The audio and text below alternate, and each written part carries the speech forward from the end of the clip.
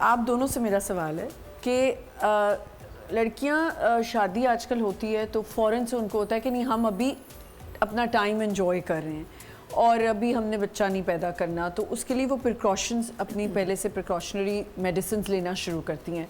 पहले आप बता दें कि क्या इज़ इट सेफ और कितना गैप देना चाहिए?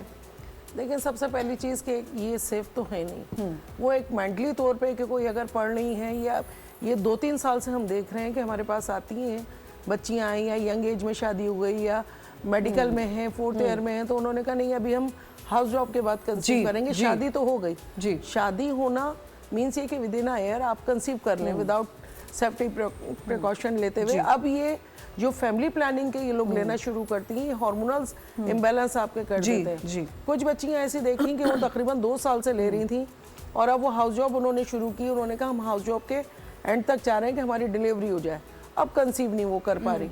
उसमें क्या होता है उनके हार्मोन्स जितने भी है ना इतने इम्बैलेंस हो जाते हैं, इतने हो जाते हैं, साइकिल उनकी इरेगुलर हो जाती है।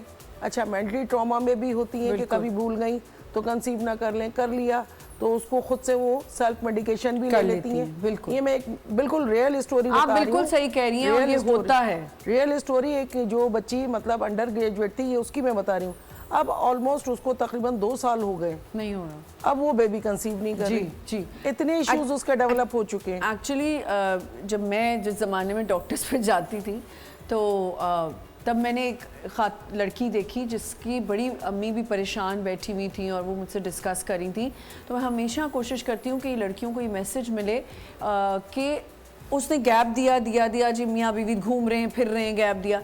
जब टाइम आया कंसीव करने का तो उनको पता चला कि जी बच्चा ही नहीं हो रहा। तो आपने इतने शुरू से गैप दे दिया कि आपको पता ही नहीं चलता, आप बर्थ कंट्रोल्स पे चले जाते हो। मैम, बर्थ कंट्रोल्स लेना, अच्छा जिनको पीसीओस होते हैं उनको पहले से भी बर्थ कंट्रोल्स दिए जाते हैं, वो देना सेफ है? देखिए, हम ना birth control pills overall safe होती हैं। आजकल जो नई मेडिसिन हैं उनमें बहुत लो डोज मेडिसिन होती हैं एंड अगर आप प्रॉपरली अंडर डॉक्टर्स सुपरविजन ले रहे हो with limited like supervision and limited time के अंदर लाइक 2 साल 3 साल, तो दे आर प्रीटी सेफ। ठीक है, कोई उनके ऐसे साइड इफेक्ट्स नहीं होते हैं। Right after pregnancy when they start taking precautions, हाँ, राइट आफ्टर मैरिज जी, हाँ, दैट इज़ ऑल्सो एक ओके, बिकॉज देखो डिपेंडिंग ऑन द सर्कमस्टेंसेज, जैसे किसी को जॉब करनी है, करियर करना है, बट द थिंग इज़ कि हम कहते हैं कि आप डिलेड प्रेगनेंसी ना करें, लाइक 35 एंड बियॉन्ड। एक्चुअली शादियाँ ही अब देखें 27-28 के बाद हो रही हैं। एग्जैक्टली, सो अब हम एक नया ट्रेंड देख रहे हैं कि जो हम ओवरीज के हार्मोन चेक करते हैं कि प्रेगनेंसीज क्यों नहीं हो रही, तो समहाउ हमारे ओवेरियन हार्मोन्स बहुत ख़राब आ रहे हैं, हमारा AMH ख़राब आ रहा है, FSH, तो अब हमें रीज़न नहीं पता। We don't know, environmental pollution है या कोविड के बाद ये फिनोमेना है, सो सबके हार्मोन्स ख़राब हो रहे हैं। तो अब होता क्या है कि अगर आपने करियर के लिए या आपने किसी भी रीज़न के लिए प्रेगनेंसी डिले की तो और फर्दर डिले हो जाता है।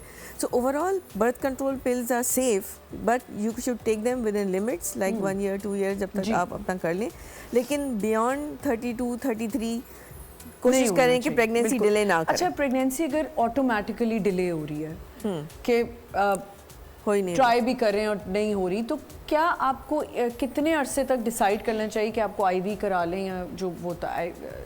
देखिए, ये किसी की कोई स्पेसिफिक ना एज पे नहीं है, रीज़न तो पहले पता चले कि क्यों, और अगर कोई रीज़न नहीं है तो उसमें देखें कि IVF का भी एक क्राइटेरिया होता है ना, कि अगर आप IUI पे जाते हैं, IVF पे जाते हैं, वो फिर एक स्पेसिफिकली वो होता है कि ये होगा तो ऐसा होगा, ये होगा तो ये।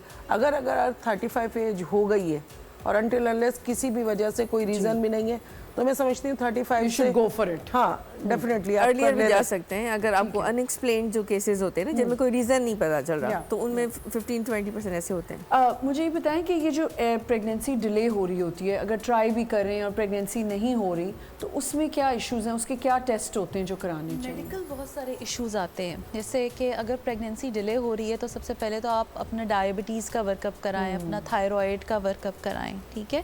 कभी कभार हिडन सब क्लिनिकल चीज़ें चल रही होती हैं। इसके अलावा और भी बहुत सारे रीजंस हैं, जैसे मर्दों के अंदर जिंक डेफिशिएंसी बहुत कॉमन है, जिंक की डेफिशिएंसी है, मर्दों के अंदर भी डायबिटीज़ है। सबसे पहली बात एज बहुत मैटर करती है, फैमिली हिस्ट्री बहुत मैटर करती है। कुछ लोगों की फैमिली में जेनेटिकली बच्चे नहीं हो रहे होते, यानी ठीक है, तो बहन के कितने बच्चे हैं या भाई, जैसे अब लड़के हैं तो आपके भाई के कितने बच्चे हैं, तो ये बहुत मैटर करता है। कुछ लड़कियों में ओवेरियन फेलियर हो जाता है बहुत अर्ली एज पे, ठीक है, तो उसका कोई रीज़न भी नहीं मिल पाता। तो ये सारी चीज़ें, वही बात है कि डायग्नोसिस, और अगर कोई डायग्नोसिस नहीं बन रही है और still you are not able to conceive, तो एग्जैक्टली IVF पे जल्दी जाना चाहिए, क्योंकि 37 से पहले पहले अगर आप IVF कराएंगे तो उसकी जो वो है सक्सेस रेट है वो ज़्यादा है। बिल्कुल। बहुत अच्छी कॉन्वर्जेसन हो रही है। इसमें मैं एक चीज़ ऐड करना चाहूँगी ब्रेक पे जाने से पहले, कि हमारे यहाँ ये भी बहुत होता है कि अगर बच्चा लेट हो रहा है, डॉक्टर को दिखाने के बजाय हम बाबा फ़कीरों पे चले जाते हैं कि जी ये डॉक्टर को नहीं दिखाते, ऐसे बच्चे आराम से हो जाएंगे, कोई वहाँ से तावीज़ गंडे कर लेंगे या कुछ भी कर लेंगे। एंड उसके साथ साथ बहुत सी चीज़ें कनेक्टेड होती हैं। तो प्लीज़ अपने बच्चियों को कोशिश करें, फौरी तौर पे आप डॉक्टर से कंसल्ट करें। अगर बच्चियों को PCOS हैं या कोई भी ऐसी आपको चीज़ नज़र आ रही है तो you should immediately consult a doctor.